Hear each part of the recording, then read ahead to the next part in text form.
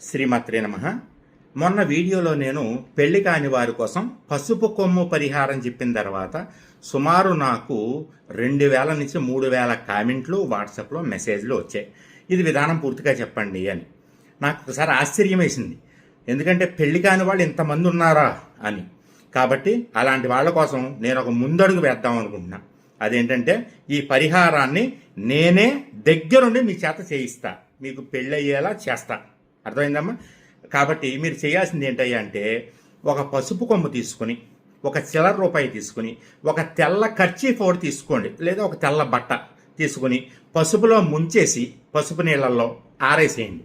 ఆరేసిన తర్వాత శుక్రవారం నాడు సూర్యోదయం కంటే ముందే, అర్థమైందా? సూర్యోదయం కంటే ముందే ఇంట్లో దేవుడికి దీపారాధన చేసుకున్నాక ఒక ప్లేట్ తీసుకుని, ఆ ప్లేట్లో ఈ పిండి ఆరేసినటువంటి ఈ తెల్ల బట్ట ఉంది కదా, పసుపు బట్ట, దాన్ని పెట్టుకుని దాంట్లో పసుపు కొమ్ము, ఒక చిల్లర రూపాయి వేసి 2 అక్షతలు, కొద్దిగా పసుపు కుంకుమ కొద్దిగా వేసి మూట కట్టేసి దేవుడి దగ్గరే ఉంచండి.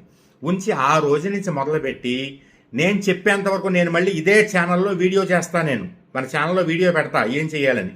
నేను చెప్పేంత వరకు కూడా ఆ రోజు నుంచి మొదలుపెట్టి, ఆడవాళ్ళు అయితే ఇబ్బంది 4 రోజులు వదిలిపెట్టేసి మిగిలిన రోజులన్నీ కూడా 2 మంత్రాలని క్లియర్గా చక్కగా చదవాలి. 108 సార్లు ఒక్కొక్క మంత్రం. మొదటిది ఓం నక్షత్రనాగిని నమో నమః, అది 108 సార్లు. అది అయిపోయాక రెండో మంత్రం ఓం కళ్యాణనాగిని నమో నమః, 108 సార్లు చక్కగా జపం చేసుకొని మీ పూజ మీరు చేసుకుంటూ ఉండండి. ఇది ఖచ్చితంగా సూర్యోదయం లోపలే దీపారాధన దేవుడి దగ్గర, మామూలు దీపారాధన, స్పెషల్ దీపారాధన ఏం లేదు, రోజు చేసుకునేలాగే చేసుకుని మీరు చక్కగా ఈ జపాన్ని చేసుకుంటూ ఉండండి.